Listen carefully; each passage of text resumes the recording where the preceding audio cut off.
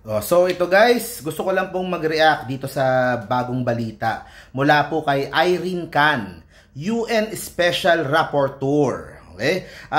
Na gusto niyang ma-abolish daw yung outdated NTF-ELCAC. Ako po ay strongly disagree doon po sa kanyang suggestion. Okay? Pero basahin ko po muna pagkatapos po mag-react po tayo. Okay? UN Special Rapporteur Irene Khan has recommended the abolition of NTF-ELCAC, saying that it is already outdated. During a Friday press briefing in Mandaluyong, Khan said the foundations of NTF-ELCAC's creation through President Rodrigo Duterte's Executive Order number 70 had changed already. According to Khan, the NTF-ELCAC had not taken into consideration the peace negotiations sought by President Marcos Jr.'s administration with the NDF. Naku, hindi po totoo yan. Naku, nakakausap ko po on a regular basis yung mga taga-NTF-ELCAC. At kasama po yan sa mga strategy po nila at sa mga pinaplano po nila at mga ginagawa nila araw-araw. NTF-ELCAC was established about 6 years ago in a different context. It is outdated daw. Yan. So, I therefore recommend that the task force should be abolished. The abolition would not only address some of the most critical drivers of red tagging. Naku, yan, yung red tagging po, that is, wala pong word na ganun. Okay? Invento lang po yan nung pong mga gustong tumuligsa po sa gobyerno. Sa totoo lang po, yan ang pangdepensa lang nung ilang mga individual na talagang may connection talaga doon po sa mga armed na leftist groups. Sa totoo lang. Nakita ko po yan. Tumutulong po tayo sa NTF-ELCAC. Nakikita ko po yung kung gaano kalawak yung kanilang network at ginagamit nila yung salitang red tagging para mai-twist yung pong storya. Mamaya po, may papakita kong video sa inyo. It could also allow this administration to modernize peace-building approaches. Alam nyo po, ito pa, dagdag pa natin. Khan also relayed that Philippine officials assured her that the government had no policy of red tagging individuals. She told officials that the Philippine government also did not have a policy promoting corruption, but there is an anti-corruption policy. A similar analogy, Khan said, could be used in creating an anti-red tagging policy, including her recommendation of an executive order that would discourage and disincentivize this practice. Okay? First, the government said that it doesn't have a policy of red tagging. Good. The government doesn't have a policy on corruption, but the government, yun nga.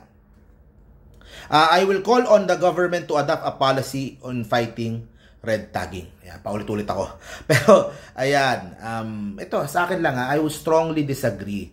Pasensya na po, Ma'am Khan. Okay? So, if you only saw yung pong damage that ito pong mga grupo na to has done to the country. Okay? And, ngayon pa, they are on their last legs. Sa totoo lang, from around 90 plus na malalakas na mga fronts all over the country, ngayon po down to isa o baka wala na. Yung sa Samar na lang yung natira. Alam ko, ano na yun, malapit nang madismantle yun or baka tapos na nga. Diba? So, nananalo na po ang gobyerno dito po sa laban sa mga grupong ito. Ngayon pa ba tayo titigil? Diba? Ngayon pa ba natin titigilan yan? Of course, President is offering amnesty and yung mga peace talks and ano, pero from a position of power, from a position of nasa atin yung advantage. Kasi nga, dapa na yung kanilang mga grupo all over the country. Ngayon pa ba tayo titigil? So, effective po yung ginagawa ng NTF-ELCAC kasama po yung mga barangay initiatives para po yung mga lugar na marami pong mga grupo noon, marami mga NPA o mga grupong associated with them, ay maramdaman ang suporta ng gobyerno. At hindi na bumalik at hindi na pumunta doon sa mga grupong yon para po sa mga pangangailangan nila. So yan po ang beauty ng ginawa po ng NTF-ELCAC. Okay? From pagkagawa niya hanggang ngayon at nakita ko po yan. Tumutulong po ako dyan. Nakakasama po ako dyan sa ibang mga meetings dyan. And ako po ay ipaglalaban ko talaga. Dahil naniniwala ako sa termino ni President Bongbong Marcos bago matapos yan sa 2028 ay we will finally end this. Okay? And we will have lasting peace with the mawawala na po itong itong pagre-rebelde nitong mga grupong ito. Okay?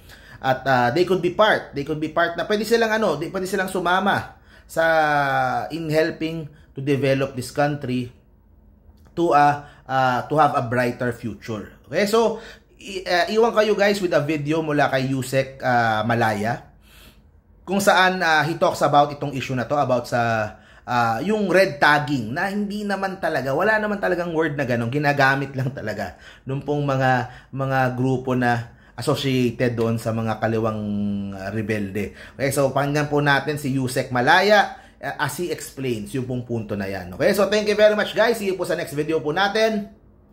Bye-bye. The NTF-ELCAC wishes to convey to the UN Special Rapporteur, who is currently visiting the country, that there is no such government policy as red tagging under the Marcos administration. In fact, the Marcos administration has not issued any law, rule, executive order, or policy instrument that implements red tagging or even uses the word red tagging. The term has no factual basis and cannot be attributed to any current government policy, program, or activity. There is no legal and binding definition, nor is it considered a crime under the laws of the Republic of the Philippines.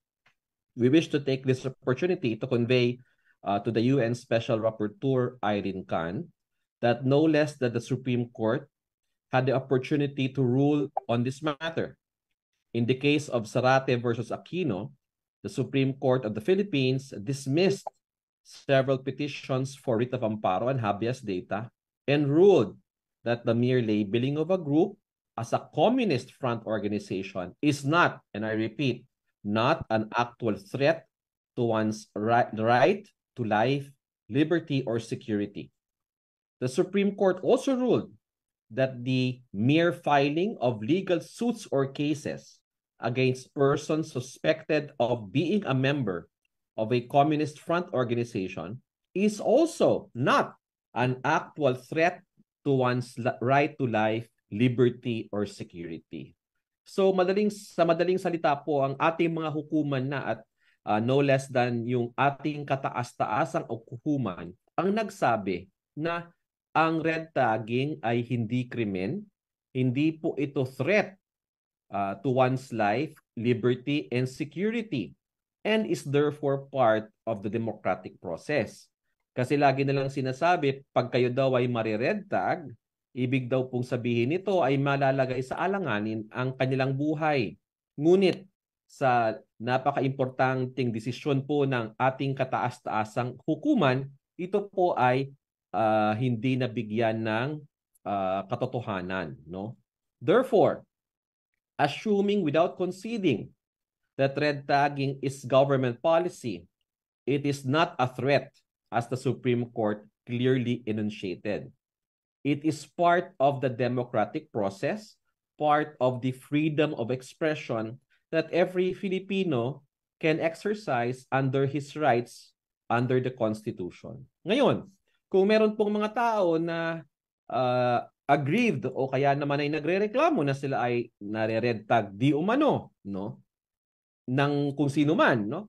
Meron naman pong mga legal remedies and they can always go to court and file cases against those they consider responsible. Ngunit, hindi po sila pwedeng pumunta sa korte at magsabing rinired tag sila because mismo na po ang nag-Supreme Court ang nagsabi na hindi po ito krimen. Now, who is responsible for this? Ang responsable po dito ay ang mga CPP front organizations. What they call as red tagging is actually truth-telling.